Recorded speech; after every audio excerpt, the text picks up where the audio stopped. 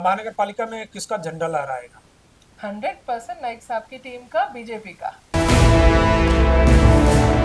मैंने हमेशा यही सोचा है कि जो शहर के लिए सही है ना, वो नाइक साहब जो डिसीजन लेते हैं वो हमेशा शहर के बारे में सोच के लेते हैं। मैं बी वार्ड कमेटी की सभापति रह चुकी हूँ, मैं वाटर एंड सीवरेज कमेटी की सभापति रह चुकी हूँ, मैं लॉ कमेटी की सभापति रह चुकी हूँ, मैं महिला बाल कल्याण समिति की सभापति रह चुकी हूँ, मैं स्टैंडिंग कमेटी की सभापति हूँ, भी पहली महिला। दूसरे पार्टी में उतनी महिलाएं सक्रिय क्यों नहीं है? हमको जितना मौका नाइक साहब ने, जो नाइक साहब की टीम है उसमें जितना महिलाओं को मौका दिया गया है उतना और किसी पार्टी में मौका दिया गया नहीं है। दोस्तों, टीवी वन इंडिया के खास कार्यक्रम में आपका बहुत बहुत स्वागत है। ये टीवी वन इंडिया की स्पेशल इंटरव्यू श्रृंखला है जिसका नाम है सलाम जिंदगी। इस श्रृंखला के जरिए हमारी कोशिश है ऐसी दमदार महिलाओं से आपको रूबरू कराने की जिन्होंने अपने हिम्मत और हौसले से रचा है नया इतिहास, या जिन्होंने अपने हुनर से भीड़ के बीच में भी अपने आप को बनाया है खास। तो आज के इस श्रृंखला की पहली कड़ी में हमारी पहली मेहमान है श्रीमती नेत्रा शिर्के जी। आप एक पॉलिटिशियन हैं और सर्वाधिक शिक्षित पॉलिटिशियन के तौर पर नई मुंबई में आपकी पहचान है। आप सोशल वर्कर भी हैं। आप नई मुंबई महानगर पालिका की विधि समिति की सभापति रह चुकी हैं, आप नगर सेविका रह चुकी हैं और तमाम सामाजिक और राजनीतिक संगठनों से, खासकर बीजेपी से आप जुड़ी रही हैं और लगातार आप काम कर रही हैं। आज हम इनके जीवन से जुड़े हुए तमाम पहलुओं पर चर्चा करेंगे और जानेंगे कि उन्होंने राजनीति में जिस इच्छा शक्ति के साथ कदम रखा था वो किस मुकाम तक पहुंची है, आपके जीवन का मिशन क्या है और महिलाओं को उत्थान के लिए आपकी विशेष योजनाएं क्या है। मैडम, आपका बहुत बहुत स्वागत है। नमस्कार। किसी कवि ने बहुत साल पहले, 50-100 साल पहले संभवतः लिखा था कि अबला तेरी यही कहानी, आंचल में है दूध और आंखों में पानी। आज के परिप्रेक्ष्य में अगर हम महिलाओं की स्थिति को देखें तो इससे अलग नजर आती है। तो मेरा पहला सवाल आपसे यही होगा, आपको क्या नजर आता है? आपके नजरिए से आज की महिलाओं की स्थिति क्या है? नहीं, मुझे लगता है बहुत फर्क हो चुका है। पिछले 50 साल में अगर आप देखें तो महिलाएं एक अलग लेवल तक पहुंच गई हैं और इससे में सबसे महत्वपूर्ण बात जो हुई है वो है कि महिलाओं को शिक्षा मिली। मतलब महिलाएं जैसे पढ़ने लगी, स्कूल्स में, कॉलेजेस में उनके लिए आरक्षण रहने लगा, फ्री एजुकेशन मिलने लगा, तो तब जब जो लड़कियां घर से बाहर नहीं निकल पा रही थी तो उसके माध्यम से वो आगे आने लगी। दूसरा ऐसा है कि जो लड़कियां हैं जब बाहर निकलने लगी तो उनकी वो हिम्मत बढ़ने लगी कि दुनिया में जाते हैं, बाहर निकलने के बाद कैसा होना चाहिए माहौल, वो उन्होंने देखा और अपने आप को मोल्ड भी करती गई है। तो मुझे लगता है हर तरीके से, एक तो सोशल जो स्टैंडिंग है महिला का, जब जैसे पढ़ने लगी, वो नौकरी करने लगी, खुद के पैसे कमाने लगी, तो एक उसका सोशल स्टैंडिंग जो है वो स्ट्रांग हुआ, घर में इज्जत और बढ़ने लगी है, किसी बैंक की चेयरपर्सन भी बन सकती है। तो ये सारे जो अलग अलग पहलू हैं, अलग अलग काम है, वो भी सारे करने की वो काबिल है, ये भी दुनिया को देखने लगा। मतलब एक कह सकते हैं कि अभी पहले जो जिस नारी को या जिन महिलाओं को अबला कहा जाता था, अभी वो सबल हो गई हैं और सक्षम तौर पे काम कर रही हैं। आपने राजनीति में कदम रखा तो किस तरह की चुनौती उस वक्त थी और कैसे आपने उसे टैकल किया, यहाँ तक पहुंचे? मेरा थोड़ा सा इसका अनुभव बहुत अलग है। और वो ऐसा है कि जब मैं राजनीति में आई तो 2005 में पहली बार गणेश नाइक साहब, उन्होंने मुझे इस ऐसे वार्ड से टिकट दिया जहाँ पे सारे पढ़े लिखे लोग हैं थे, एंड अभी भी वो सारे जो हैं वो मेरे पूरे फैमिली है वो। एंड उन्होंने जब देखा कि एक पढ़ी लिखी महिला आई है और यंग महिला पढ़ी लिखी है और वो पॉलिटिक्स में आना चाहती है, तो तब उनका वो जो देखने का जो नजरिया था पॉलिटिक्स के बारे में वो शायद थोड़ा चेंज हो गया। बहुत सारे लोग तब वोट करने आए और यही कह के आए कि पहली बार वोट कर रहे हैं क्योंकि एक पढ़ी लिखी महिला हमको मिल रही है एज अ रिप्रेजेंटेटिव था। और दूसरा, गणेश नाइक साहब ने जैसे ही मैं कॉर्पोरेटर बनी तुरंत मुझे विधि समिति का सभापति उन्होंने बना दिया और उसके बाद लगातार मैं 3 टर्म कॉर्पोरेटर रह चुकी हूँ। तीनों टर्म में मुझे उन्होंने हर बार अलग अलग समिति का मुझे सभापति उन्होंने बनाया, तो मुझे सीखने के लिए बहुत मिला। तो मेरा जो अनुभव है वो सिर्फ सीखने का अनुभव है, मैंने बहुत सीखा है इन 20 साल में और मुझे लगता है वो एक मेरे लिए भी, मेरी पर्सनालिटी के ग्रोथ के लिए भी अच्छा था। दूसरा, मैं जितना और कर पाती थी सेवा करने के हिसाब से, क्योंकि नाइक साहब ने तो हमको सिर्फ सेवा करने के लिए बिल्कुल। सिखाया, और वो जो है, जो वो कहते गए कि ऐसे काम होना चाहिए, वो मैं ठीक ढंग से शायद कर पाई। विधि समिति का जो आप सभापति रही हैं, तमाम ऐसे मुद्दे रहे जो विधि समिति से जुड़े रहे हैं। क्या लगता है आपको कि जो ये पद दिए जाते हैं उसके हिसाब से हम न्याय कर पाते हैं, और क्या चुनौतियां रहती हैं उन उस जिम्मेदारियों को संभालने में? देखिए, मुझे सबसे बड़ा पद जो नाइक साहब ने दिया, तो वो मुझे पहली महिला स्टैंडिंग कमेटी चेयरपर्सन उन्होंने मुझे बनाया। तो स्थायी समिति के सभापति जो सबसे पहले उन्होंने मुझे बनाया, ये सबसे, मतलब बड़ा कोई चुनौतीपूर्ण बहुत पद है। बिकॉज बिल्कुल, इसमें पूरा बजट जो पूरा है मैनेज वो करना है। मैनेज करना होता है, और सारे जितने भी काम महानगर पालिका के हैं उनको प्रॉपरली एग्जीक्यूट करने का काम जो है, जो कमेटी सिस्टम के थ्रू होता है, पर उसके सारे प्रपोजल्स पास करने के वो भी काम ये समिति के माध्यम से होता है। तो कौन सा काम होना चाहिए, किसको प्रायोरिटी देनी चाहिए, क्या होना चाहिए, और आगे के 20 साल इस शहर को क्या चाहिए, उस हिसाब से ये काम होना चाहिए।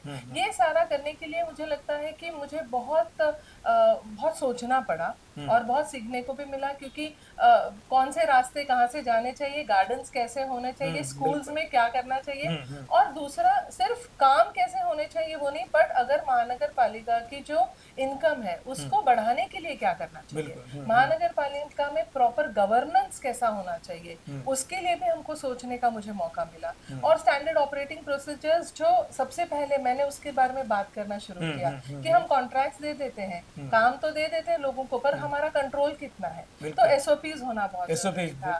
तो उसके बारे में मैं बात कर पाई। जैसे आपने कहा कि 360 डिग्री में सभी डेवलपमेंट देखना है, महानगर पालिका की आय भी देखनी है, और फ्यूचर पर्सपेक्टिव में भी उसके बारे में प्लानिंग करनी है। चुनौतियां तो आपके सामने रही, लेकिन ऐसा क्या काम रह गया जो आने वाले समय अभी तक नहीं हुआ है और उसे करना चाहिए?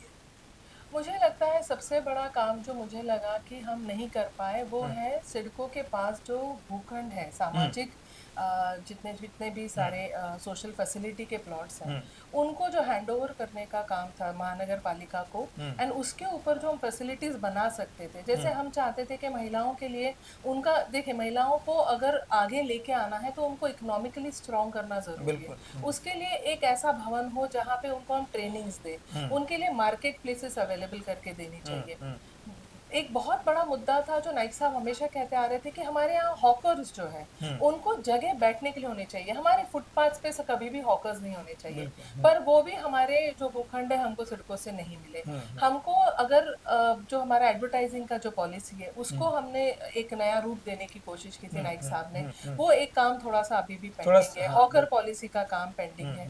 तो ये सारी जो चीजें हैं, मुझे लगता है इस पे काम हो सकता था। दूसरा, जो सस्टेनेबिलिटी हिसाब से भी अगर देखा जाए तो प्लास्टिक मुक्त नवी मुंबई करने का मेरा बहुत बहुत मेरी इच्छा थी, पर अभी भी मैं देख रही हूँ कि हम लोग उसके ऊपर भी बहुत ज्यादा सक्सेसफुल नहीं हो पाए हैं। सॉलिड वेस्ट मैनेजमेंट में तो चलिए अच्छे से कचरा वगैरह उठा रहे हैं, उसका ट्रीटमेंट्स भी सब चल रहा है, बट प्लास्टिक मुक्त नवी मुंबई नहीं हो पा रही है। दूसरा, जो हम लोग चाहते थे कि हाँ, कि जितने भी हमारे वाटर बॉडीज हैं उनको हम अच्छे से प्रिजर्व करें और उनको और डेवलप करें, वो काम भी अभी तक नहीं हो पा रहा है। और इसका सबसे बड़ा प्रॉब्लम यही है कि सड़कों, अभी भी हमारे बहुत सारे जो लैंड होल्डिंग है सड़कों के पास, हमारे यहाँ अभी हमारे शहर की है। एमआईडीसी एक दूसरी अथॉरिटी है जो अपना कुछ कुछ बीच में लाती है, तो एमआईडीसी एरिया में भी सर्विसेज हम दे पा रहे हैं, पर अगर हमको वहाँ एक टॉयलेट भी बनाना है तो भी हमारे लिए मुश्किल हो रहा है। तो ये नहीं होना चाहिए। अगर हमको स्कूल वहाँ बनानी है, सर्विसेज के माध्यम से जो भी कुछ देना है, वो सारे काम महानगर पालिका ओपनली प्रॉपरली कर सके, तो उसके लिए सबसे पहले महानगर पालिका को अपने आप में स्ट्रॉन्ग होना बहुत जरूरी है। आपको लगता है कि ये अगर कंट्रोल खत्म होता है तो जो सस्टेनेबल डेवलपमेंट है वो होगा, और जो यहाँ के प्रॉब्लम्स है उसका समाधान होगा? बिल्कुल होगा, क्योंकि क्या है, अभी प्रॉब्लम्स क्या है कि हमारे यहाँ खेलने के लिए उतने मैदान नहीं है जितने होने चाहिए। पॉपुलेशन हमारे शहर का बढ़ता जा रहा है, पर हम लोग उतने प्लेग्राउंड्स नहीं दे पा रहे हैं। हमारे यहाँ गार्डन्स हम अच्छे से डेवलप कर पा रहे हैं, पर फिर भी पॉसिबिलिटी है कि हम और करें। सीनियर सिटीजन्स के लिए हम रिक्रिएशन सेंटर बना रहे हैं सारे गार्डन्स में, जितने गार्डन्स और होंगे उतना हम ज्यादा सीनियर सिटीजन्स को सेवा दे पाएंगे। मेन मुद्दा ये है कि हमारे यहाँ पे जो सारा जो डेवलपमेंट चल रहा है, इतनी ज्यादा बिल्डिंगें बन रही है, इतना पॉपुलेशन पॉपुलेशन बढ़ रहा है, हम उनको जो सर्विसेज देनी है, जैसे कि पानी है, सीवरेज का कनेक्शन है, वो हम आगे 25 या 30 साल तक का प्लानिंग पहले कर चुके थे। पर अब जब सिडको हमारे जैसे ट्रक टर्मिनल की जमीनें बेच रहे हैं, हमारे रेलवे स्टेशन के बाहर के कॉम्प्लेक्स के पार्किंग के प्लेसेस बेच रहे हैं, तो हम ये सर्विसेज इतने लोगों को कैसे दे पाएंगे? मोरबी धरण जो है उसका पानी सिर्फ महानगर पालिका को यहाँ के एरिया के लिए सफिशिएंट हो पाएगा, पर अगर ये सारे एरियाज और जैसे जैसे बढ़ते जा रहे हैं, वैसे कामोठे भी पानी मांगता है, पनवेल भी पानी मांग रहा है, इन सबको सफाइज करने के लिए बहुत जरूरी है कि एक हमारा एक बॉर्डर जो है वो भी हमारी क्लैरिटी आ जाए कि हम इतना कर सकते हैं, इतने लोगों के लिए कर सकते हैं। देखिए रास्ते भी छोटे हो रहे हैं, पार्किंग की भी समस्या आ रही है, हमको प्लॉट्स मिलेंगे तो हम और पार्किंग के लिए पार्किंग लॉट्स बना पाएंगे हम लोग। तो ये सारी चीजें जो करने के लिए पहले तो सबसे पहले जमीन होनी चाहिए। राजनीति में आने से पहले आपकी पढ़ाई किस तरह की हुई और क्या आपका सपना था उस वक्त, और अब लगता है आपको कि हाँ जो आपने सोचा था उस मुकाम तक पहुंचे? हाँ, पढ़ाई हमेशा अच्छी लगती थी। तो मैंने बीएससी किया है बायोकेमिस्ट्री में, उसके बाद में मैंने मास्टर्स ऑफ मैनेजमेंट किया है मुंबई यूनिवर्सिटी से, और मैं अपना बिजनेस हमारा है, उसमें ही मैं और मेरे हस्बैंड दोनों बिजनेस करते हैं। मैं हमेशा बस मुझे इतना पता था कि मुझे अपने आप को लाइफ में कुछ बन के दिखाना है। इट इज नॉट अबाउट किसी को दिखाना है, अपने लिए कुछ करना अपने लिए है। कुछ करना है। और मेरे पापा जो है वो हमेशा मुझे यही कहते आए थे कि कभी भी तुम अपने आप को ये मत समझना कि तुम लड़की हो, तुम किसी से कम नहीं हो, और यही दिमाग में रख के आगे बढ़ना है। और थैंकफुली मुझे लाइफ पार्टनर भी ऐसे ही मिले जिन्होंने हमेशा मुझे बहुत एनकरेज किया है। मेरी फैमिली भी ऐसी है कि वो मेरे घर में से सारी जितनी भी मेरी बहनें हैं बहुत पढ़ी लिखी हैं सारी, और अपना अपना करियर में बहुत ही ज्यादा सक्सेसफुल है। तो एक फैमिली बैकग्राउंड ऐसा मिला, और जैसे ही फिर कभी सोचा मैंने जब 2005 में कि पॉलिटिक्स में आना है, तो पहले कभी नहीं सोचा था कि पॉलिटिक्स से हमारा कोई लेना देना नहीं, मेरा कोई पॉलिटिकल बैकग्राउंड भी नहीं था, बट ऐसा लगा कि अगर हमारी तरफ से कुछ सेवा हो सकती है। बाहर बैठ के पॉलिटिक्स को गाली देने वाले, पॉलिटिक्स खराब है और इसमें महिला नहीं आनी चाहिए और महिलाओं के लिए सही नहीं है, ये कहने वाले बहुत लोग हैं। पर जब मैंने ये डिसीजन लिया, और नाइक साहब ने मुझे उस टाइम पे बहुत सपोर्ट किया और मुझे ऐसा अवार्ड दिया जहाँ वाकई में बहुत अच्छे लोग रहते हैं, और बहुत सारी तब समस्याएं भी थी वहाँ की जो मुझे सॉल्व करने के लिए मुझे एक मौका भी मिला। बट मुझे ये समझ में आया कि कोई भी क्षेत्र बुरा नहीं होता है, सब जगह इंसान ही होते हैं। हम अपने आप को कैसे कंडक्ट करते हैं उसके ऊपर बहुत डिपेंड करता है कि हमारे साथ कैसा व्यवहार। और मुझे लगता है कि खुद का कॉन्फिडेंस जो है ना, ये बहुत जरूरी होता है। मैंने अपने आप को कभी, जितने भी मेरे साथ पुरुष नगर सेवक है, मैंने अपने आप को कभी किसी से कम नहीं समझा। और मैं बहुत लकी हूँ कि मुझे पार्टी ने भी, जिस भी पार्टी में मैं थी, नाइक साहब के माध्यम से हमेशा हमको सपोर्ट मिला। मैं अकेली नगर सेविका नहीं, जितने भी दूसरे नगर सेविका है, हर एक को सपोर्ट मिला। मैंने हमेशा यही सोचा है कि जो शहर के लिए सही है ना, वो नाइक साहब जो डिसीजन लेते हैं वो हमेशा शहर के बारे में सोच के लेते हैं। आपके जीवन में सबसे बड़ी चुनौती आज के समय में क्या दिखा? अगर आज आपको मौका मिले कि आपको मेयर बनाया जाए तो क्या आप बनना चाहेंगी? हमेशा कोई भी पद, जब कोई पार्टी या कोई नेतृत्व जब डिसाइड करता है, तो उसमें बहुत सारे उनको बहुत सारे कैलकुलेशंस करने पड़ते हैं। और इसीलिए मैं हमेशा यही कहती हूँ, और अब वापस मैं वही रिपीट कर रही हूँ कि मैंने कभी कोई पद मांगा नहीं है, क्योंकि मुझे किसी पद की जरूरत नहीं है काम करने के लिए। मुझे काम करने के लिए जहाँ पे भी मौका मिलता है मैं काम करती हूँ। अगर ऐसा भी कोई मेयर, जो भी मेयर आते हैं, हमने जितने भी हम लोग बाकी कॉर्पोरेटर्स हैं, अगर वो किसी क्षेत्र में नहीं काम कर पा रहे तो उस क्षेत्र में हम लोग हैं ना फिर वहाँ हेल्प करने के लिए। तो हमने हमेशा एज अ, नाइक साहब ने हमको सबको एज अ टीम काम करने के लिए सिखाया है, और हम लोग स्ट्रॉन्ग इसीलिए है। क्यों नाइक साहब का इतने सालों से कॉर्पोरेशन पे कंट्रोल है? क्योंकि उनकी टीम स्ट्रॉन्ग है और हम लोग उनके टीम के एक हिस्सा है, और मुझे बहुत गर्व है कि मैं उनके टीम का हिस्सा हूँ, क्योंकि मैंने जितना सीखा है उनके पास से, और हम सेवा करने के लिए आए हैं, हम कोई राज करने के लिए नहीं आए। इसीलिए किसी पद की लालसा रखना मुझे नहीं लगता है ये सही है। लेकिन क्या इसमें पॉलिटिकल कैलकुलेशन ऐसा होता है कि इंटेलिजेंट और इंटेलेक्चुअल आदमी को कभी बड़े पद पे ना बिठाया जाए, एक डर रहता है, इस कारण से आप उस पॉलिटिकल कैलकुलेशन में नहीं ना, वो कैलकुलेशन जो आप जिसकी आप बात कर रहे हैं वो सारा फेल हो चुका है मेरे मामले में, क्योंकि मैंने कहा ना, मैं बी वार्ड कमेटी की सभापति रह चुकी हूँ, मैं वाटर एंड सीवरेज कमेटी की सभापति रह चुकी हूँ, मैं लॉ कमेटी की सभापति रह चुकी हूँ, मैं महिला बाल कल्याण समिति की सभापति रह चुकी हूँ, मैं स्टैंडिंग कमेटी की सभापति हूँ, भी पहली महिला। अगर ऐसा होता तो फर्स्ट महिला सभापति स्टैंडिंग कमेटी को मुझे बनाते ही नहीं कभी। तो ये उनके जहन में भी ये कभी नहीं आता, क्योंकि वो भी कभी हमारे में कोई बायस नहीं रखते कि ये महिला है और ये पुरुष है, वो सबको समानता से देखते हैं और सबको वो मौका देते हैं। तो मैंने इसलिए पहले भी आपको कहा, जितना मुझे मिला है शायद किसी और को नहीं मिला, तो मैं तो बहुत ही आभारी हूँ। आपके लिहाज से नईम भाई की राजनीति में महिलाओं की सक्रियता कम होने की वजह क्या है?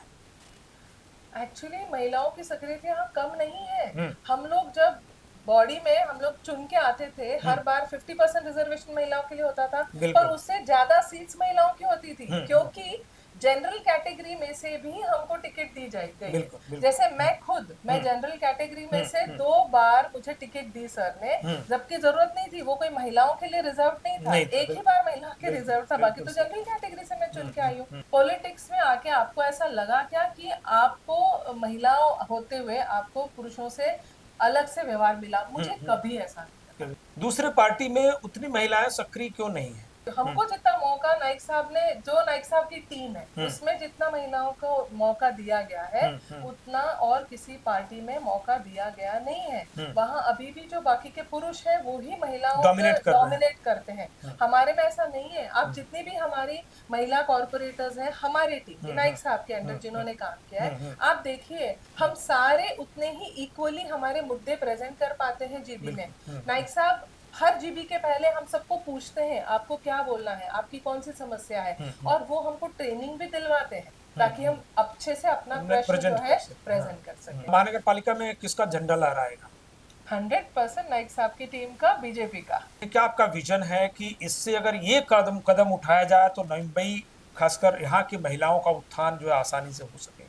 कि महिलाओं को अलग अलग जो व्यवसाय है, देखिए मोदी जी बार बार कहते आ रहे हैं कि आप अभी कोई भी डिग्री ले लो, पर जब तक आपके पास कोई स्किल नहीं है आपको जॉब नहीं मिल सकता, क्योंकि कुछ ना कुछ स्किल होना जरूरी है। और स्किल ट्रेनिंग के लिए महिलाओं के लिए स्पेशली बहुत जरूरी है कि हम ट्रेनिंग सेंटर शुरू करें, और उस माध्यम से जब वो स्किल उनको मिल जाती है तब उनको अपना जो है जो अगर वो बिजनेस कर रही है तो एक प्लेटफॉर्म मिले जिस माध्यम से उनको मार्केट अवेलेबल हो।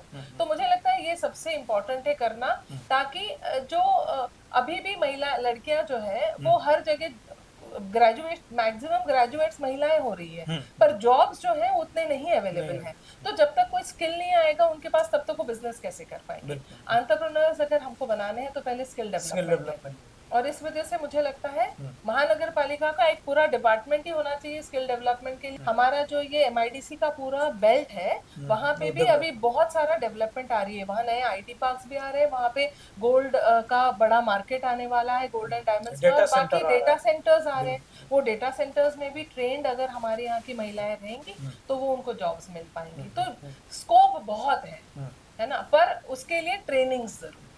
स्कोप बहुत है, आपके लिए क्या स्कोप नजर आ रहा है आने वाले समय में? मुझे बस सेवा करने का मौका मिले, हम तो बस उतना ही चाहते हैं। बाकी कोई सपना? मैं बस यही सोचती हूँ कि इस शहर को, जो हमारा बेस्ट लिवेबल सिटी हम जिसको कहते हैं, सबसे स्वच्छ शहर जिसको कहते हैं, ये और अच्छा हम इसको कैसे कर पा रहे हैं। सपना यही है कि ये शहर जो है इसकी डेवलपमेंट ऐसी हो कि ये देश का सबसे बेस्ट शहर कहलाए।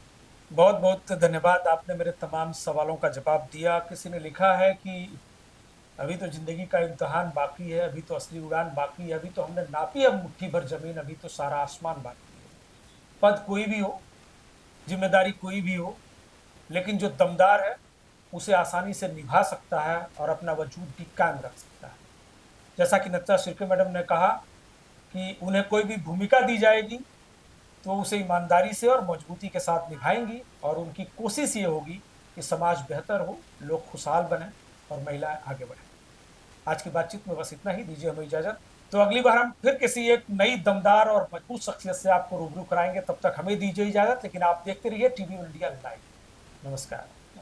लेटेस्ट अपडेट्स और ताजा तरीन खबरों के लिए TV1 इंडिया लाइव को सब्सक्राइब कीजिए और नोटिफिकेशन पाने के लिए बेल आइकॉन को दबाना मत भूलिए।